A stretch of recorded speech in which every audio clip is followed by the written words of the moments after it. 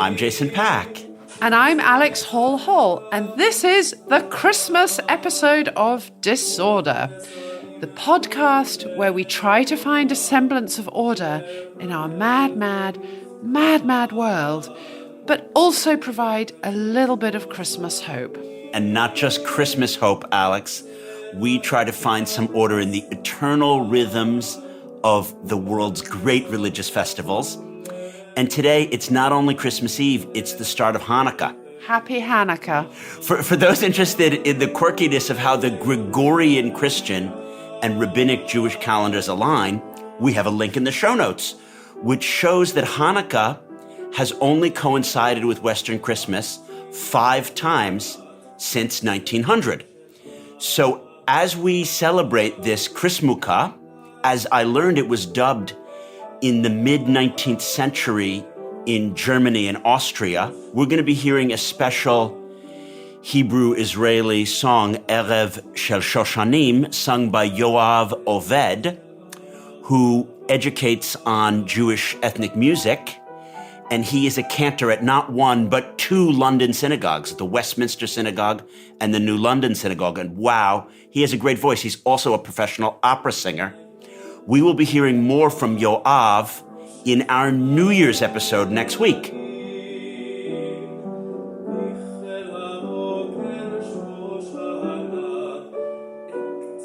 The fact that Hanukkah and Christmas are coinciding this year, does that have any special meaning? I mean, a little bit like astronomers of old would see the sign of a comet as having some significant meaning. We have had all these drones flying around the skies in New Jersey as well. Are these some portents, do you think? Well, the drones over the skies in New Jersey, I think, are portents of the enduring disorder because it showcases that the government can't even regulate its own airspace in the most powerful country that has ever existed on Earth. So that's a pretty negative omen. Do you know what I mean? Like, in terms of Hanukkah and Christmas aligning, I think that that's positive. I mean, if we go back to the birth of the baby Jesus, obviously he was born on the 25th of Kislev, and that was a time in the Jewish festival year that he was born into, which was Hanukkah, and that had meaning, and that they align shows that we have this wellspring of connection in our traditions, and maybe that new hope, like a new baby Jesus, could be born at any time. And who knows, it might be your niece's kid that you're like, oh God, I don't want to go to her christening. It's like, really, I don't want to get on the plane. But who knows, that kid may cure global warming and be our new savior. Well, that's a nice thought. And I certainly hope 2024 has not been a great year. So if it heralds a better 2025, that is good. And definitely the fall of Assad is something that we can celebrate. Very much agreed, Alex. I think it's important to be more than just doom and gloom. It's really easy to say, the world is shit and we can't do anything about it, but that's not good for the listeners. And it's also not good if you're an advisor to policymakers or you write think tank papers or you want to write your next book. And one of the things that I've always felt really connected to you about is that we're doers. We don't want to just be sitting on the side and bitching. And before we get to your trip to Tbilisi, where you're involved in things, I want to share with the listeners how great you look in your elf costume with a little bit of tinsel and a leopard print, very stylish, very kind of 2021 Christmas hat. What will you be doing with the family this year? Oh my gosh, we have a really fun Christmas planned. And I have to say, after coming back from Georgia last week, I just wanted to take a break and get myself more in the Christmas spirit. And putting on this hat has made me feel cheerful already. So I have just spent 48 hours intensively decorating our house from top to bottom. For those of you who know the National Lampoon films, our house now looks like something out of the Griswolds. We have lights everywhere. We have light up reindeer and giant Santas in our yard, and we have Yuletide festivity everywhere. And what we're doing for Christmas is I have my in-laws, or the outlaws, as I like to call them, coming to. And then the day Is this after a comment Christmas, on how they fulfill their tax forms, or rather the nature of the industries that they operate in, Alex?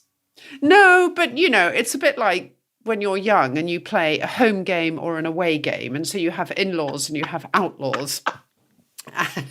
So we have the outlaws coming for Christmas this year.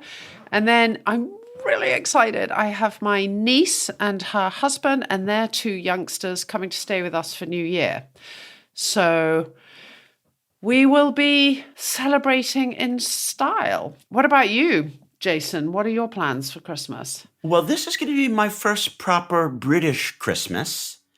Usually I've gone back to the States for the holidays, not only to see my parents, but just because I found London, or back when I was a graduate student, Oxford or Cambridge, Deadsville on Christmas. The first year that I lived in England, I foolishly was like, oh, I should catch up on my master's thesis and I'll try to do Christmas in Oxford. Oh, Little that did I sounds know, awful. they shut the dorms down. All the restaurants are closed. And my British friends are like, oh, you can come on Boxing Day, but on Christmas, it's just the family. So I was literally just by myself. Oh, no. So since that very scarring experience, I think this is back in 2010, I've been going home for Christmas.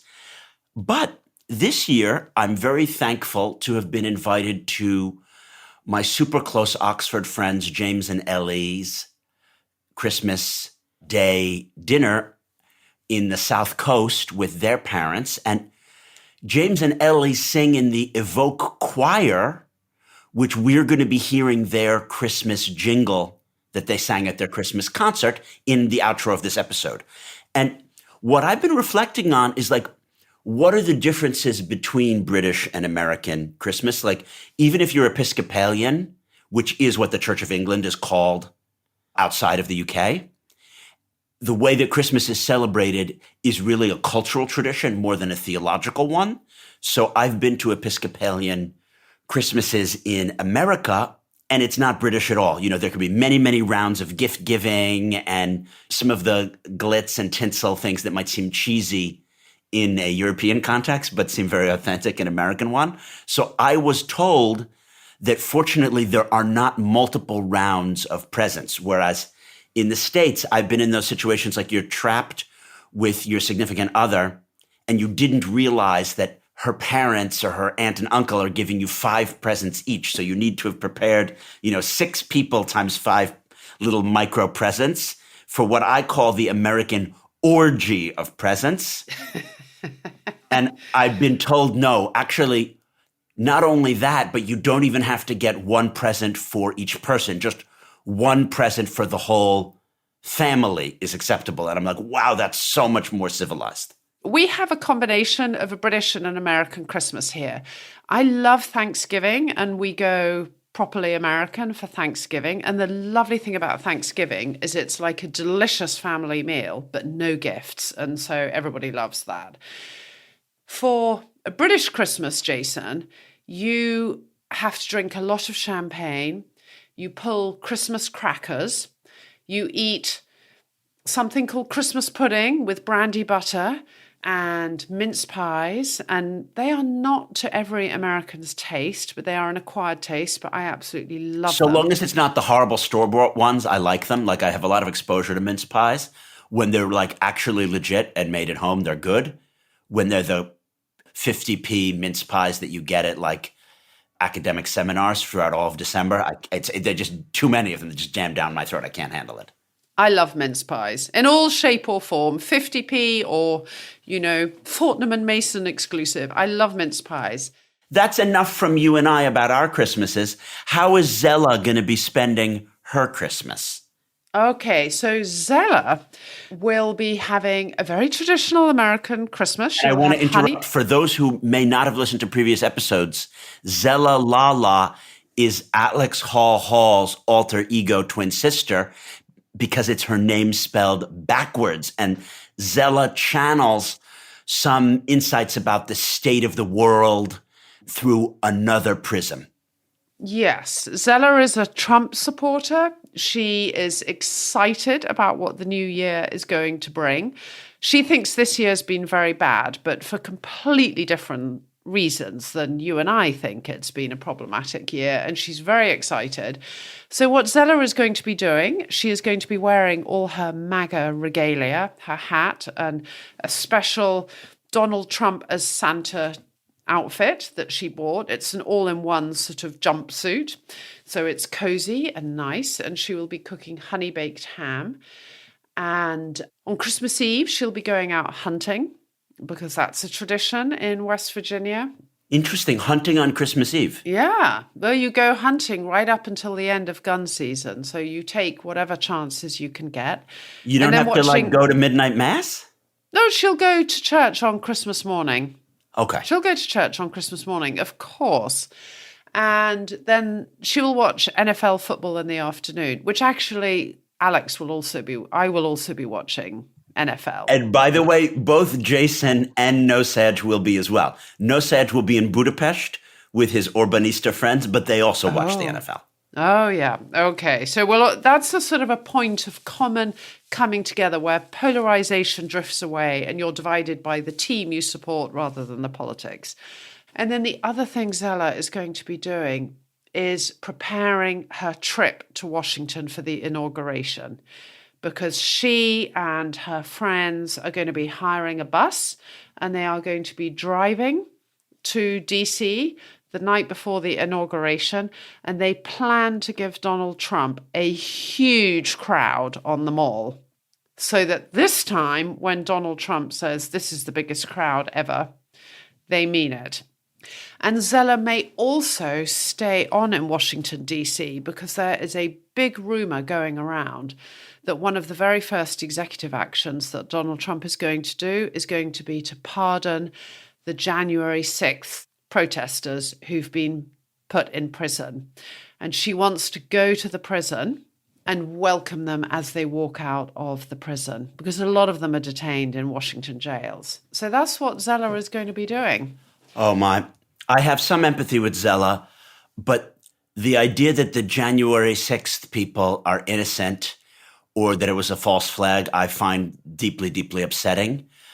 As for Nosage... So Nosage, for listeners, is Jason's alter ego, a Hungarian immigrant who goes back to Hungary to visit his family. And I don't think Zella and Nosage would get on. Yes. Nosage is more cynical and ruthless than Zella, it appears. He knows that the January 6 people are miscreants, and he thinks that, the Alex Joneses of the world are lying son of a bitches, but there are son of a bitches. Do you know what I mean? Okay. He doesn't think that they shouldn't be in jail. It's like, great, these are the culture wars, and let's have at it. So what he does, Nosage, is they, every year at Christmas, recount the suffering of the family under communism and how in 1956, his uncle was taken off to the Gulag because he participated in the pro-freedom, pro-Western demonstrations. And he believes that left-wing parties throughout all of the West were complicit with the communists in allowing socialism to spread. So he has, like a little prayer for his uncle who was taken away. And then they, after that, have the foie gras with the tokaj, because this is a very Hungarian thing. You have a sweet dessert wine with a very rich foie gras on Christmas. And he has been following a lot of these memes. And what he likes about Tucker Carlson and Alex Jones and Elon is that they're getting at the real heart of the matter. The moral and correct thing to do is to do what's best for you, and that the rule of the jungle, might makes right, is actually what is morally correct.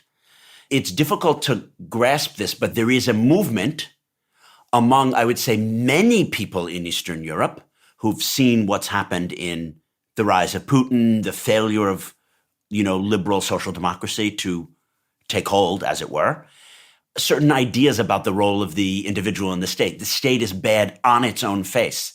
It would be better if the dollar were entirely replaced with Bitcoin and that no governments were able to issue currency. So he has taken these ideas to their true ideological extreme.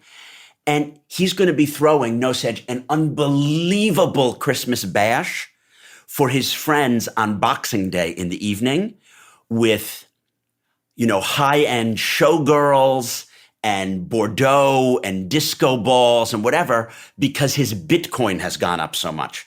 He gambled on the election to support Trump and Elon by buying lots of Bitcoin in advance and has reaped, 40% or more just in these few weeks since the purchase in October. And No Sedge is going to be celebrating this with a, strippers and disco ball Bitcoin party. After the break, we'll hear about Alex's trip to Tbilisi.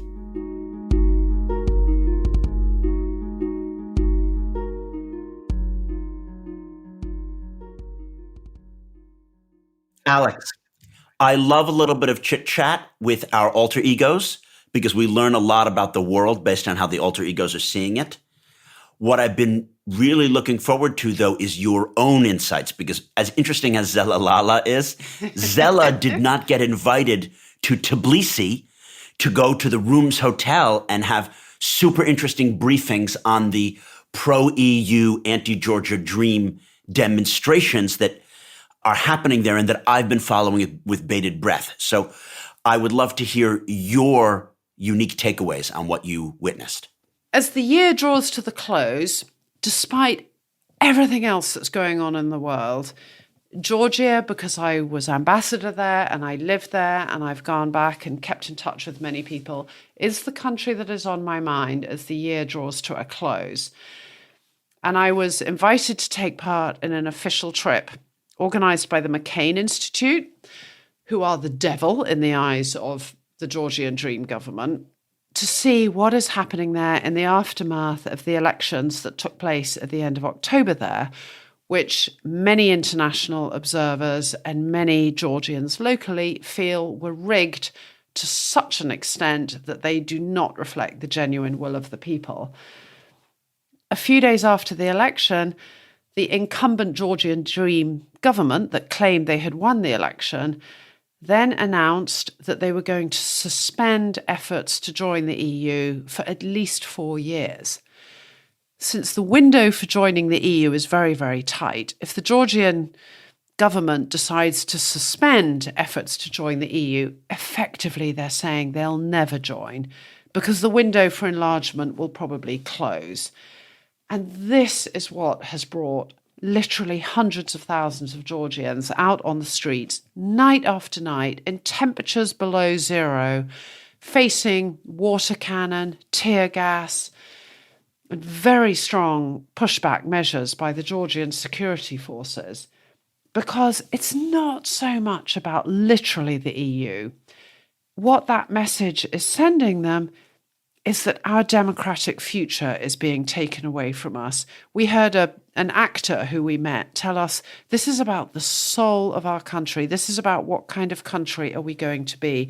Are we going to be free and independent with the hope of one day joining the EU and NATO and anchoring in the West? Or are we going to be sucked back into Russia's orbit? Are we turning away? And we are going to become like Belarus, a satellite of Russia and an authoritarian, repressive regime. And I and many others, we simply cannot believe what is happening in Georgia. What's happening on Tbilisi is roams of black-clad thugs with no official insignia are randomly snatching activists and politicians and people who they identify as ringleaders of the protests. They are snatching them off the streets, throwing them into the back of unmarked vans, where they are systematically and very deliberately beating them into unconsciousness, but just short of killing them. I'm getting goosebumps right now, Alex, because this is something which is very close to my heart. I can picture being on Rustaveli Avenue where the protesters gather night by night. And I want to point out for people who feel that, well, where is the Republic of Georgia anyway, and why is that important? This is the country which was the second independent nation to become Christian in the 4th century AD.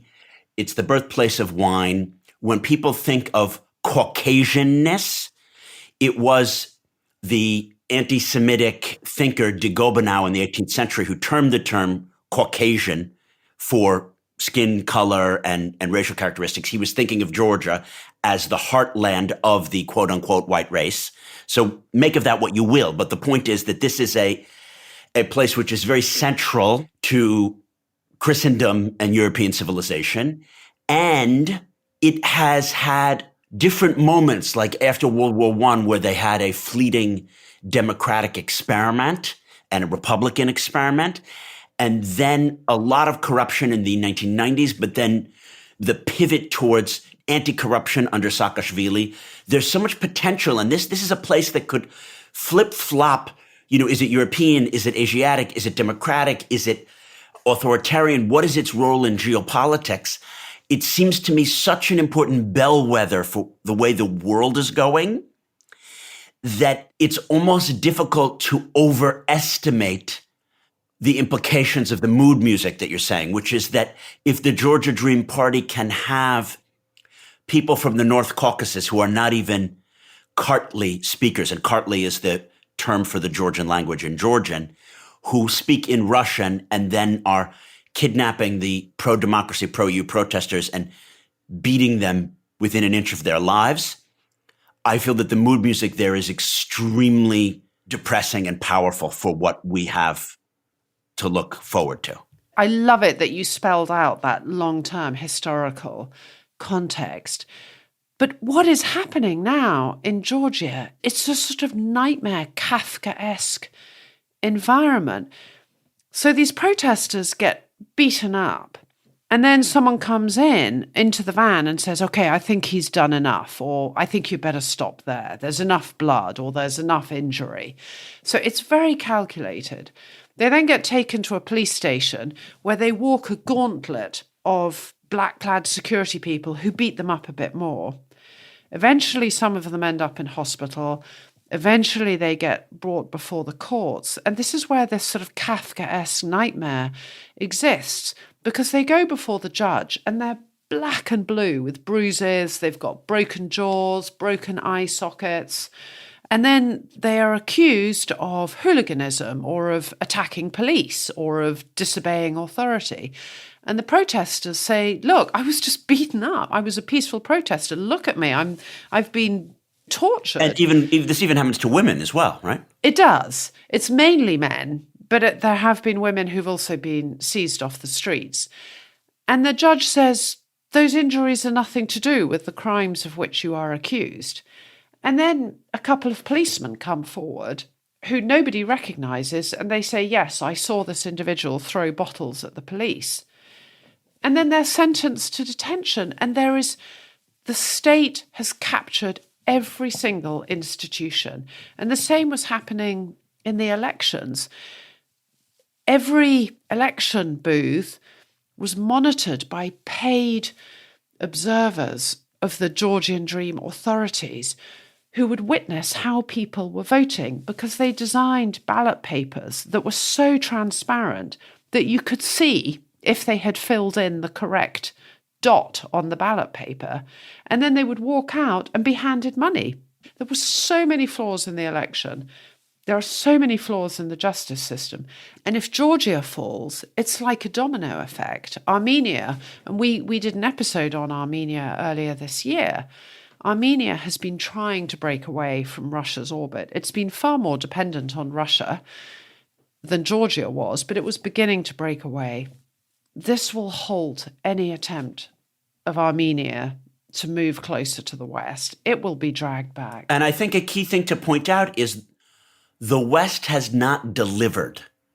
When the Armenians had their color revolution leading to Pashinyan becoming prime minister and moving in a theoretically anti-Russian direction, who replaced the Russian security assistance, who rushed military articles to the Armenians so that they could defend themselves against the Azeris? Oh, no one did. Because in the absence of the Russian provided security assistance, the Azeris got their Turkish drones and they got Israeli anti-aircraft and they got other stuff. And what did the Armenians get when they rebelled against Moscow? Nothing. Because they don't have preferential access to the ITAR, which is the way in which Congress approves the export of various lethal military articles. So it reminds me of how we've dealt with the Kurds, and we're going to come back to the Kurds in this episode, which is that we have certain strategic relationships where there is a cultural component.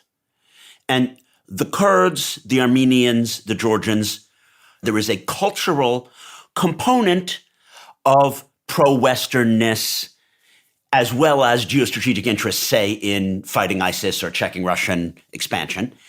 And we, the center left and the West, need to look at ourselves. We can't just blame the right wing for this because it was during the Biden administration or, for example, Macron, who is a centrist, who failed to give the defense articles to the Armenians or who failed to work with the opposition to Georgian Dream and the NGOs and whatever to get them their EU status. In other words, in 2008 at the Bucharest summit, which we seem to bring up, once a month on this program, we made various comments and almost promises to the Georgians. And then by letting them down, we are complicit in where they are now. Right, Alex? Right now, it's not just Georgia that's on the line. It's actually Western credibility that is now on the line. The Georgian protesters, they just say, look, we know it's our struggle, but we can't do this alone. We need your help. We need you to pile on the pressure on the current regime in Georgia. We can't do this alone. And the best that the West has come up with is both the US and the EU so far, as at the time of recording, have announced a few visa restrictions on a handful of top Georgian officials who can easily just get different passports. So it's pointless. They can get their way around them. And this is our credibility. If we don't back Georgia now, it's going to play absolutely into the Moscow narrative. When push comes to shove, the West actually doesn't have the staying power. It isn't there for you. We were right all along. You can't survive without us. We are ultimately your best friend and guarantor. Look at the West. They withdrew from Afghanistan after promising they wouldn't. They didn't enforce their red line in Syria after saying it was a red line. They didn't react after we took Crimea in 2014. They're hesitating over and over again. So this is becoming a real test of credibility. And I have to say, I cannot understand why Biden hasn't produced sanctions. The costs of doing something in Georgia are so little, but the costs of inaction are really, really high. What I'd like to draw on here when you see the last weeks of Biden and the missed opportunities of the Biden presidency in general is to highlight an enduring disorder dynamic, which is that throughout the West, neo-populist politicians and their centrist or establishment opponents have dynamically opposed positions and fall into blocks. You might say, but isn't it always the case that opposite parties have opposite policies and foreign policy? And I would say no.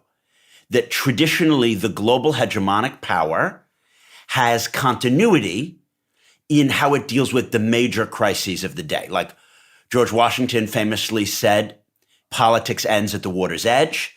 And if we look back at the period of British hegemony, arguably 1815 to 1914, the Tories, the Liberals, and then Labour towards the end of that period had essentially the same approach towards all of the main geostrategic issues. How to deal with the Ottoman Empire and its potential disintegration. How to deal with India and its place in the empire. If you want to look at this in a long historical perspective, that all of a sudden we have a situation where you can guess that the AfD, Marine Le Pen, and Trump will have the same view about Georgia, and then Macron, Starmer, and Biden will have the same view. This is really, to use a very professional and elitist term, fucked up. Because if you're going to try to run a hegemonic global system, it needs to have continuity from one administration to another. That's how the British ran a global system for a century and a half, right? And I know that this could be seen as an overgeneralization, and I will point out one important exception, and this is the way in which Giorgia Meloni and the Fratelli d'Italia have a different approach to Ukraine than AfD or the Svenska Demokraten or Marine Le Pen. So, yes, there are some neo-populists like Giorgia Meloni who have a more pro-Ukrainian stance, but essentially, our enduring disorder within the West is on almost every issue. If you tell me if someone is a neo-populist, I can tell you their approach towards Ukraine, Georgia, Israel, Iran, everything. You just fill in the block like a tick box exercise. And therefore, if the party in power flips, everything about their approach to those issues is going to flip. And that's the essence of disorder. I think you've put that really well. It used to be that the world was divided, for example, during the Cold War, into ideological blocks. It was sort of this geographical block and that geographical block. And we were the democracies and they were the authoritarian or the communist. What's happened is we are now divided internally along ideological lines. And so, yes, that makes it far harder for coherent policy making. Can I ask you a question? In Syria, the West seems to be unsure what to do next, is waiting for this new group, the HTS, to determine, are they going to create an exclusive political process? Are we going to engage with them? Are we going to take them off the terrorists list? I mean, I do worry we will miss an opportunity by being too cautious and also imposing an unrealistic expectation on HTS to immediately introduce standards of Western governance and human rights that in a society that has been as brutalized as Assad is a very tall order. So I worry we will be too slow to embrace and try and work with this and sort of help them deliver what we want rather than sitting back and waiting till they deliver a perfect democracy. But the question I have is, how do you feel about Israel's actions bombing Syria and the announcements by Netanyahu that they're going to occupy even more territory in the Golan and put settlements there? How do you feel about that? Unsurprisingly, I'm not a fan. Netanyahu never misses an opportunity to miss an opportunity. If he would have said, we support the Syrian people, here's all this humanitarian aid, we have actually been the ones who've helped you be liberated. If we hadn't attacked Hezbollah and made Iran very scared regionally, they would have propped up the Assad regime and you wouldn't be free now. As a result, we're withdrawing slightly from the Golan and we're willing to work with even our former enemies because we're actually in this region together and we may have to, ski on opposite sides of Mount Hermon. So let's just get on with it. In other words, yes, he's missed a huge opportunity. But I do think it's unfair, as many people who like to attack Israel are saying, if HTS now becomes really jihadi and they crack down, it's because the Israelis have tried to take over like a little larger buffer zone. No, they were going to bomb the chemical weapons. It would be negligent and Biden-esque if an Israeli leader did not bomb the chemical weapons before known jihadis come into power in Damascus. Of course they have to do that. So they can't be blamed for proactively dealing with their security. If you were in that region, you would do it too. The problem is that Netanyahu does it in too aggressive, too authoritarian, and a way which really has a bad communications implication.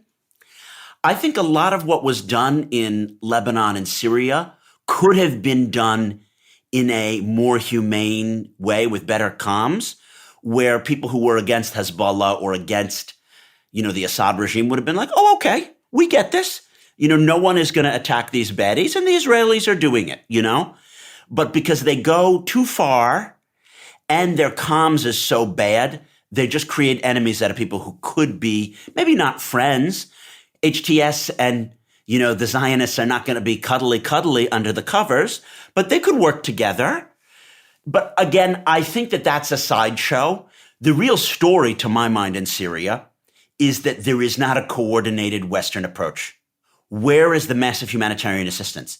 Where is the drop of $1 billion worth of food and basic supplies and our infrastructure projects? Where is the mega conference where we get the Gulfies to pony up, tons of visas for students to study abroad and then, rebuilding the roads and airports and whatever? It will happen, but if it's not coordinated, it's going to happen in a inefficient way and a lot of bilateral, everyone using their assistance packages to seek benefit.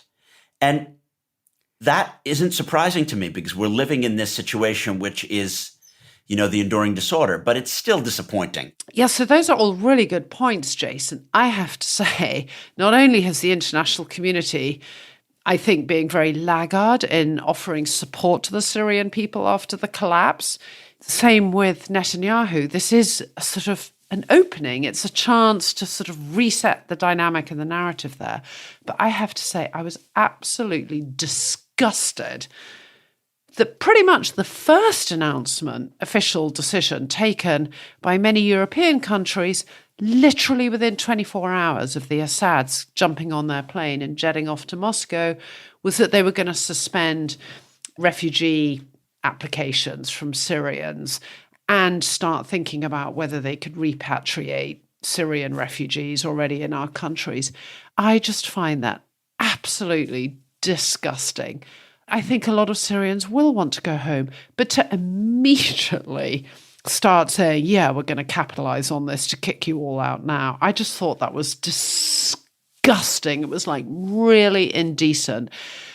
But you have been working on another issue, which I believe you think is by far the biggest story emerging out of Syria that is not getting enough coverage, which is what happens to the Kurdish population there. Can you talk a little bit about that, Jason? Sure. And I care a lot about Syria in its totality. I am worried about Alawite civilians being massacred and being purged because of their thought of being associated with the former Assad regime. I'm very concerned about the position of minorities and women in the new Syria overall. But most pressing for me is the issue of the Kurds. We're not seeing a situation where the West is willing to constrain Turkish dominance over the new state. For many years, Erdogan has been setting up like a neo-Ottoman empire. Turkey is the most important player in Western Libya. It won the drone war there against Haftar. Turkey is the one who helped the Azeris defeat the Armenians in the most recent Nagorno-Karabakh war. So Turkey is like a regional power plus. They're almost like a global power in their region. And what we've seen in the past weeks is that Hayat Tahrir al-Sham, HTS, they have support from Turkey, logistic support, armament support. It was the Turks allowed them to do this offensive that they marched from Idlib to Aleppo and then all the way down to Damascus. Why are the Turks doing this? They want a buffer zone to protect themselves against perceived threat from the Kurds, and then they want to repatriate their own Syrians. Turkish policy is neo-populist in the same way that Austrian policy might be neo-populist. They want to get their Syrian refugees out. And Erdogan has promised his people, I'm going to push 1 million refugees back into Syria. The way that I'm afraid he's going to do this is by conquering the Kurds. America has had a multi-decade or almost 100-year alliance with the Kurds, and we could delve into that history another time. But from Obama to Biden, America has had hundreds, and these days they say 900 American special forces in northeastern Syria supporting the Kurdish statelet there, which I would like to call YPGistan as its technical name, but it's known in Kurdish as Rojava. And this is a self-governing area of northeastern Syria, just like the KRG is a self-governing area of northern Iraq. If Trump is going to withdraw the 900 American special forces, the Turks will literally conquer it, and they will take away Kurdish self-government there and likely, throw a lot of the leaders in jail like they've done with other Kurdish resistance leaders.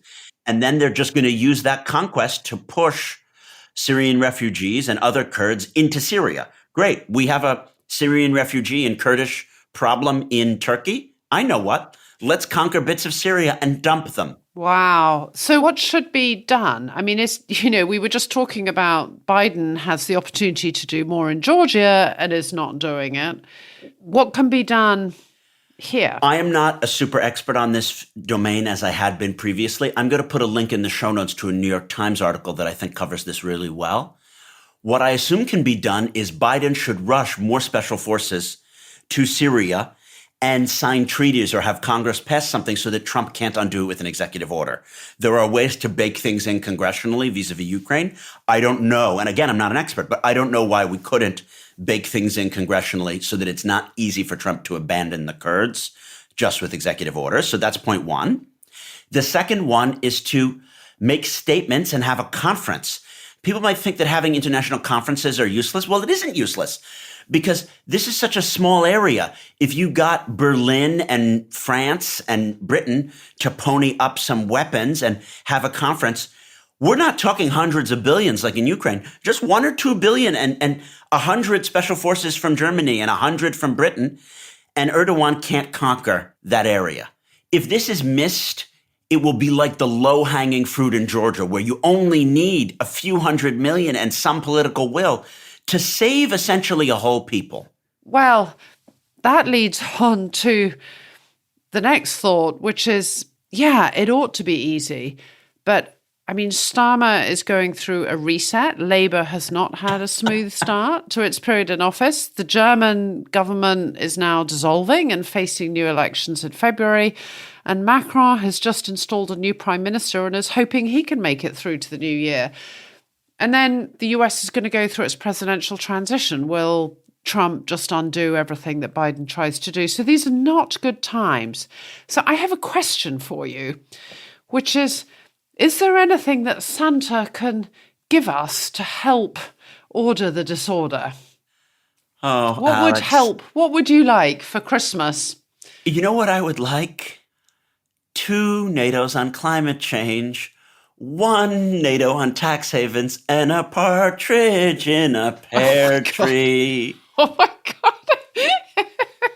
Okay. Yes, I mean, it is a little late, but if Biden had used his term more wisely, he could have been coordinating with Starmer and Trudeau and other allies around the world to more institutionalize some of his progress. And again, I don't want to talk down what Biden achieved. He achieved lots of stuff in Ukraine, stuff about tax, getting the Irish to raise their corporate tax, getting the EU to coordinate with the US on some climate and other tax things. It's like, great. But you have to make an institution and you have to embed it in international law, or it's just going to disappear when Trump throws it away. And he didn't institutionalize any of this stuff. So, dear Santa, I would like a NATO for tax havens for Christmas. You're in search of the perfect institution, though one of our problems is our institutions aren't working. I would like the EU to come up with a way to bypass Hungary and Slovakia and put sanctions on Georgia before the end of the year, because once the Georgians themselves get into New Year, there's a very big holiday for them, and the risk is the momentum will dissipate. So that's my Christmas wish. So that's what you and I would like Santa to bring us for global order. What are you going to do over your Christmas break to kind of bring the Christmas reset into your own life, Alex? I'm actually going to try and tune out. You know, we talk about a Christmas truce, and wouldn't it be marvelous if there could be a truce in Ukraine over Christmas? We know it's not going to happen, but I need a truce. I need a brain reset for myself. And that sounds incredibly selfish, but I would like a really big jigsaw, because when I get stuck working on a jigsaw, I concentrate just on these small little pieces, moving around and trying to put them together. And I think I need a reset. So that's what I would like. How about you? It is a Western luxury to be able to have these pauses, but we shouldn't begrudge ourselves them. I'd like to curl up with a good book by the fire, see my friends, have a few nice bottles of Burgundy. And I like in the Christmas period, because it's really one of the quietest periods of the work year, to think about writing projects. And I have this idea that I aired on the pod, Alex, about conspiracy theories and the multiple interpretations of a given conspiracy theory as being super essential to how neopopulists gain power and convince people to support them, but then also how they govern. So like I would like to do a bit of like blue sky thinking about conspiracy theories, which I see them everywhere now. Like I'm watching some Netflix shows. Maybe you've heard of The Diplomat or these Black Swan. And they have like pay for assassins who are inside Westminster, and like the British government is attacking its own sailors. And it's like crazy conspiratorial stuff. And I'm very interested in why social and cultural change in the world makes people more susceptible to this. In other words, the world has now, because of AI and big tech and everything on your phone, shit that would not have been believable 20 years ago is actually believable to people now. So I'd like to explore that idea. Maybe like I'll do like a little writer's retreat for myself in New Jersey where I'll spend 2 days with the internet off just trying to write about something. Alex, as we're ordering the disorder, what's the big Christmas lesson that the ordering powers can learn? I think the big lesson is that inaction can be as costly as action. That when we fail to act, other powers move into that power vacuum. And if we haven't learned that lesson by now, God help us. We get scared of escalating. This Biden administration, their mantra has been avoiding escalation, managing conflicts. But all that has happened is that conflicts have simmered unresolved. And that fear has held us back. And the initiative has passed to regimes and countries and governments that don't care. They just do what they feel they need to do, and they let us worry about the consequences. And we need to flip that on its head. We need to find a way to be more on the front foot, to have more courage in our own values and in our own beliefs, and put them on the back foot. And God help me for saying something positive about Donald Trump, but that is the one asset he has, is everybody worries what he might do. And you are already seeing it. You are seeing countries and groups around the world already figuring out, how do we get on his good side? How do we appease him? How do we avoid him punishing us? Now, unfortunately, he's threatening his allies as well as his enemies. But that sense of putting our enemies on the back foot and on the defensive and worrying about what we might do is a position we need to get into. I feel like we've been too cautious, too technocratic, and it's cost us. We pay now or we pay more later. And the bills are coming in now. Well said. The bills are really coming in. I mean, that hits the nail on the head. I've been saying we need to bluff. We need to play poker against Putin, not just let him be the one who's bluffing. I want to tell just a little anecdote about how ineffectual and absurd our bureaucracies are.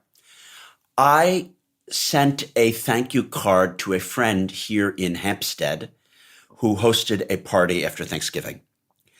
I had some UK stamps. They have the picture of the Queen on them, and they don't have a mount. They say first class. I went in the post office and I asked, can you use any first class stamp? And they're like, yeah, if the envelope goes through this thing.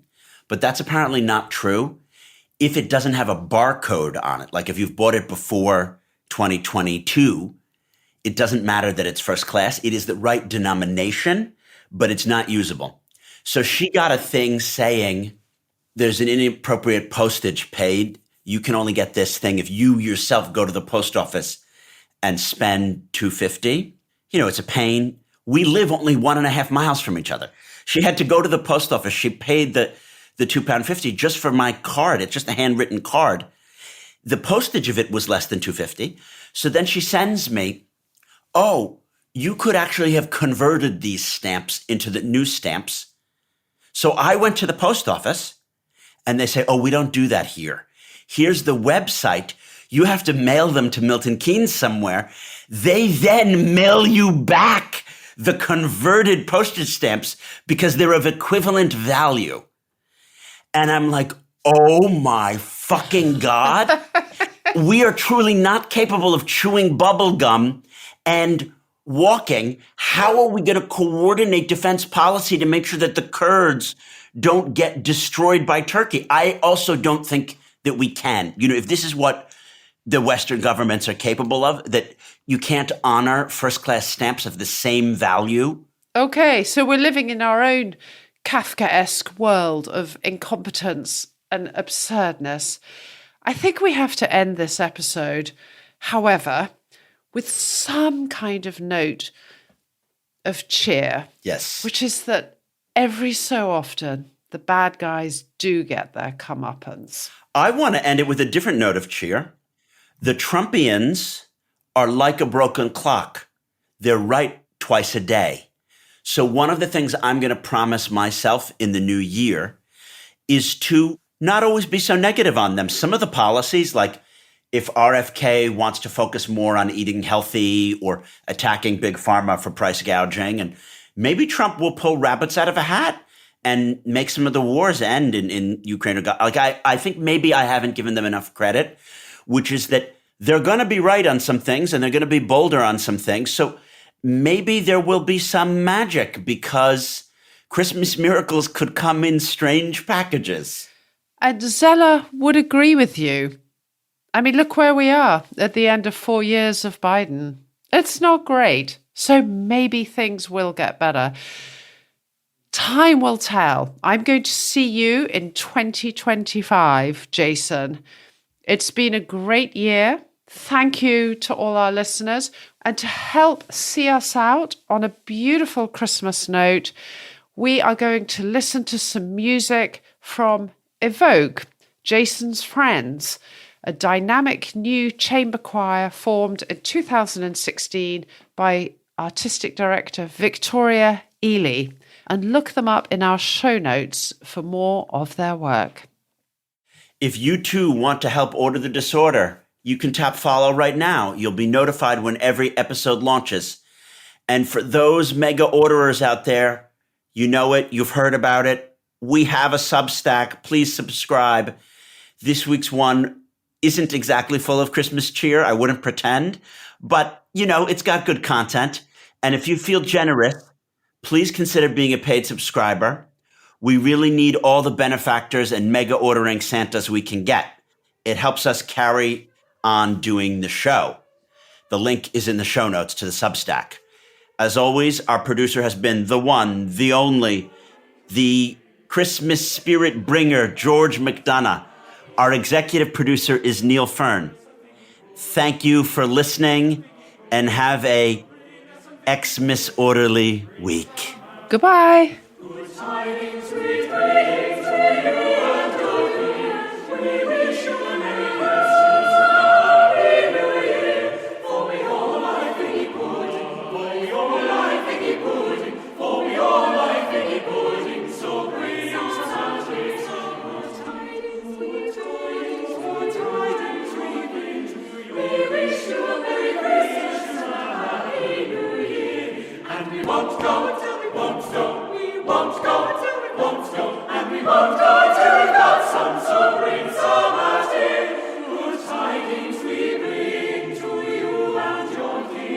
We wish you a Merry Christmas and a Happy